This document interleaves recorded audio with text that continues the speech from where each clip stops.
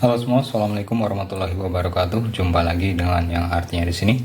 Bagaimana kabarnya kawan-kawanku semua pada hari ini? Semoga dalam keadaan sehat walafiat dan selalu dimudahkan dalam segala urusan.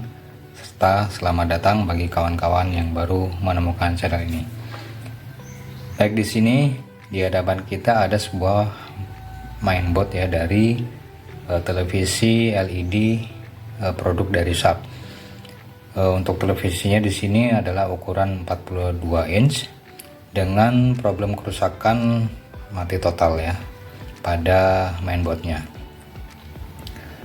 Umumnya untuk problem mati total pada mainboard Sharp itu biasanya dikarenakan karena terkena lonjakan arus dari petir ya, dimana rata-rata kerusakannya itu disebabkan karena lonjakan arus dari petir.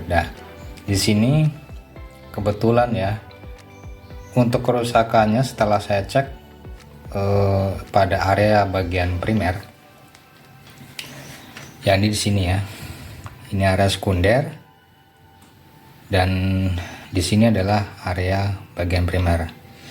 Untuk komponen-komponen yang ada di blok primer atau area primer ini, setelah saya cek pada tiap-tiap komponen yang ada di sini, ternyata ditemukan kerusakan pada sebuah IC PWM-nya atau PWM controllernya.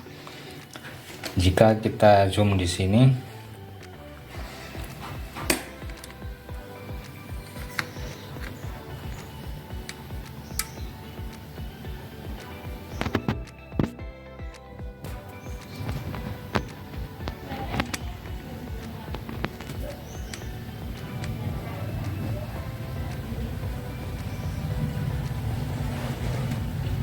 oke, agak udah kelihatan ya.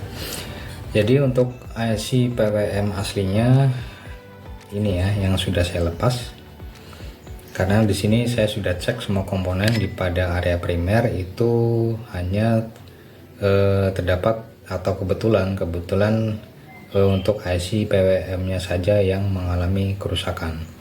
Dimana jika saya cek tadi untuk pin nomor 5 atau pin tengah ya yang di sebelah kiri itu mengalami konsleting dengan ground. Jika teman-teman kebetulan mempunyai problem yang sama ya, jadi bisa diketahui dengan kita mengetes dengan menggunakan mode buzzer ya pada pin nomor 5 dengan pin nomor 1 dengan menggunakan mode buzzer. Jika berbunyi continue, maka dipastikan untuk pin 5 dengan pin 1 itu sudah short ya atau saling berhubungan langsung. Jadi akan terdengar bunyi continue pada buzzer dan itu menandakan bahwa sudah fix bahwa IC-nya memang konsleting. Untuk memastikannya teman-teman bisa lepas seperti ini ya. Kemudian cek pada jalur pin 5 dengan pin 1 kembali dengan menggunakan buzzer pada jalur PCB-nya ya. Jika bunyi buzzer sudah hilang, maka sudah dipastikan IC-nya memang sudah short dikarenakan kerusakan karena terkena lonjakan arus dari petir. Nah, di sini untuk IC PWM-nya sendiri ini bertuliskan 5DK ya pada bodinya.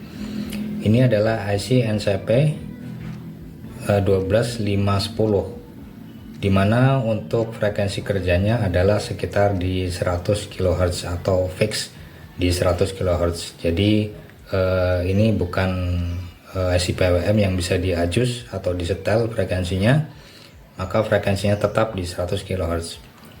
Berbeda dengan IC NCP 1251 yang bertuliskan 5AA atau 5A2, itu frekuensi kerjanya adalah sekitar 65 kHz. Karena di sini dia menggunakan frekuensi kerja sekitar 100 kHz, maka saya mengganti dengan IC PWM yang lain. Dikarenakan untuk IC bawaan dari mainboard ini tidak saya temukan di toko-toko online ya. Jadi kebanyakan hanya menyediakan versi yang 65 kHz. Yang untuk versi yang 100 kHz itu susah. Jadi jika teman-teman sudah pernah membeli di toko online dimanapun ya, entah itu di Tokopedia ataupun di Shopee, silakan berikan referensi linknya pada kolom komentar agar nanti teman-teman yang lain bisa terbantu dengan link tersebut. Nah, di sini untuk penggantinya saya menggunakan IC R7731 dengan tulisan IDP pada bodinya. Untuk konfigurasi pin atau urutan pinnya ini hampir sama ya. Yang di sini yang dibedakan adalah pin nomor 3. Untuk IC bawaan di sini dari mainboard, untuk pin nomor 3-nya berfungsi sebagai over voltase ya, atau proteksi over voltase. Sedangkan untuk IC penggantinya di sini untuk pin nomor 3 adalah sebagai resistor setting frekuensi kerja dari IC ini sendiri. Jadi jika teman-teman cek di datasheet, maka akan terlihat perbedaannya di pin nomor 3. Untuk pin-pin yang lain itu sama fungsinya, dan di sini karena saya mengganti dengan versi IC yang lain, maka saya juga memodifnya sedikit agar bisa disesuaikan atau menyesuaikan frekuensi kerja dari bawaan dari IC NCP 12510 ini. Nah, di sini untuk komponen-komponen yang dilepas, ya ini komponen yang berhubungan dengan pin nomor 3. Teman-teman bisa lepas semua, mulai dari kapasitor, resistor, dan juga dioda ya. Dan nanti untuk rangkaian aslinya ini terhubung dengan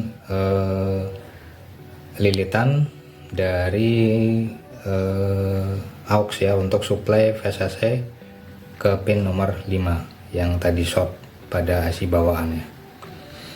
Jadi untuk semua komponen yang berhubungan dengan pin nomor 3 yang ada di PCB bawaan dari mainboard itu di disconnect atau di lepas agar tidak terhubung dengan pin nomor 3 dari IC yang sudah kita ganti di sini.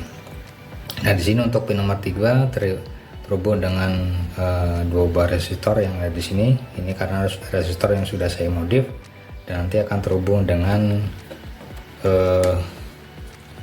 jalur ini, dan nanti akan terhubung dengan komponen-komponen yang ada di sekitarnya di sini. Di sini untuk resistornya saya geser ke sini, dan untuk diodanya yang di sini saya geser ke sini. Jadi nanti jika menemukan IC asli atau yang sama persis dari bawaan mainboard, nanti bisa dipasangkan, dan nanti untuk komponen-komponen yang saya geser ini bisa dipasangkan kembali. Tujuannya seperti itu. Karena di sini untuk IC penggantinya untuk pin nomor 3 ini adalah sebagai setting frekuensi ya, setting frekuensi kerja dari IC PWM. Di sini hanya membutuhkan satu atau dua buah resistor yang terhubung dengan ground. Jadi pin 3 dihubungkan ke sebuah resistor atau dua buah resistor yang nanti dihubungkan dengan ground, yang nanti akan menentukan frekuensi kerjanya. Untuk nilainya, untuk rumusnya adalah di sini untuk bawaan dari datasheet adalah 6500 dibagi nilai resistor yang akan dipasangkan. Di sini untuk resistor yang saya pasangkan, karena di sini saya set di 100 kHz, saya menggunakan resistor 85C. Ini adalah resistor dengan nilai 75 kilo ohm, dan saya paralel dengan resistor 470 kilo ohm. Jadi akan mendapatkan nilai sekitar 64,7 kilo ohm. Jadi nanti 6500 dibagi 64,7 kilo ohm, saya bulatkan jadi 64,7 kilo ohm. Jadi nanti akan ketemu nilai frekuensinya adalah sekitar 100 kHz,4 ya. Jadi tidak terpaut jauh Karena di sini jika saya hanya menggunakan nilai resistor 75 kilo ohm saja, itu masih kurang mendekati dari frekuensi yang ditargetkan. Maka saya paralelkan lagi dengan nilai 470 kilo ohm agar nilai frekuensinya itu bisa mendekati dari bawaan IC PWM aslinya. Jadi itu ya untuk tipsnya. Nah, di sini untuk komponen-komponen yang lain itu tetap dibiarkan seperti apa adanya. Untuk output dari IC PWM sendiri, ya ini terdapat rangkaian dioda dan resistor yang menuju ke pin gate dari power MOSFET, itu biarkan saja. Sedangkan untuk resistor sensor arus yang besar di bawah 0,5 ohm ya biasanya, itu biarkan saja sesuai apa adanya. Dan juga rangkaian voltase atau aux ya, auxiliary untuk supply IC PWM biarkan apa adanya saja. Untuk resistor R start di sini yang masuk nanti ke pin 5 juga biarkan apa adanya. Intinya kita hanya merubah komponen yang ada di jalur pin nomor 3 dari IC PWM dengan menambahkan 1 atau 2 buah resistor yang terhubung dengan ground, dan kita kalkulasikan kembali yakni dengan rumus 6500 dibagi nilai resistor, nanti akan ketemu nilai berapa. Jadi di sini saya set tetap sama ya di kisaran 100 kHz agar nanti bisa matching dengan trafo switchingnya. Jadi agar kerja trafo switching dan juga kerja dari power MOSFET ini bisa lebih maksimal ya. Itu saja ya untuk tips modifnya. Dan sekarang kita akan coba tes frekuensinya. Kira-kira setelah ini kita mendapatkan nilai berapa pada output yang masuk ke pin gate dari power MOSFET ini.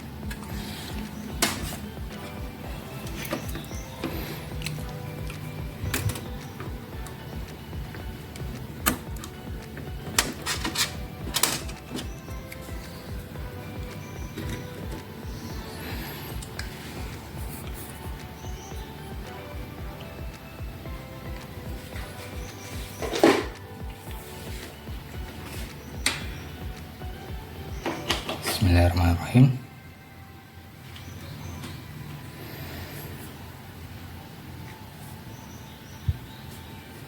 Nah, di sini untuk lampu backlight sudah menyala ya, artinya untuk output dari area sekunder ini sudah ada.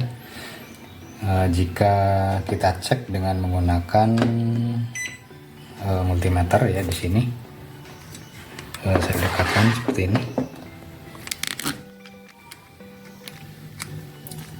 Outputnya di sini ada dua, yakni untuk output ke LED driver dan juga untuk rangkaian dari bagian digitalnya atau prosesor dan sebagainya.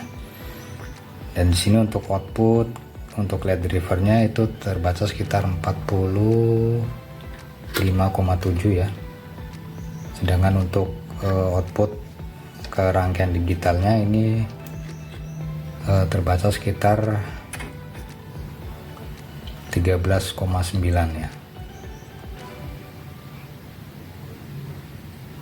Ini untuk outputnya area sekunder. Dan di sini untuk frekuensinya kita dapatkan berapa?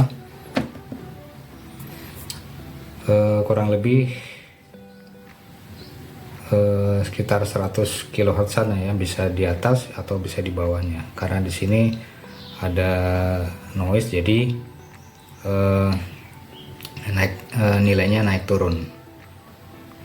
Tetapi di sini untuk target frekuensinya kita sudah dapatkan, dan untuk bentuk gelombangnya juga sudah bekerja dengan baik ya.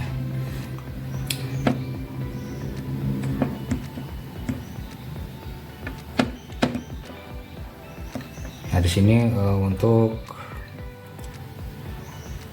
frekuensi kerjanya sudah sesuai dengan harapan. Dan satu hal lagi yang penting di sini, Jika nanti teman-teman mengalami kendala yang sama dan untuk rangkaiannya dimodif seperti yang saya tunjukkan di sini,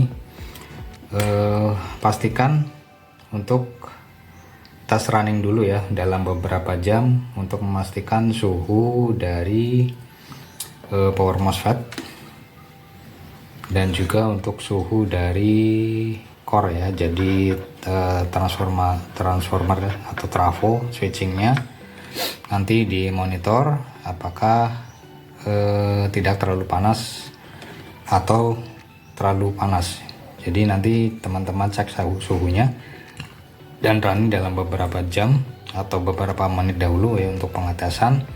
Jika aman, nanti untuk nilai-nilai komponen dari bawaan itu biarkan apa adanya.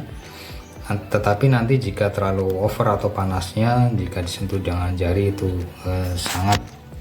sangat tidak memungkinkan, teman-teman bisa merubah sedikit nilai dari output, nilai resistor ya dari output yang masuk ke pin gate di sini. Di sini ada 2 buah resistor ya. Untuk bawaannya di sini adalah dari output IC PWM yakni di pin 6, nanti akan terhubung dengan pin gate yang ada di power MOSFET, nanti masuk ke rangkaian dioda, resistor dan beberapa komponen yang ada di sini ya. Nah, nanti teman-teman bisa kecilkan nilai yang ada di sini, yakni yang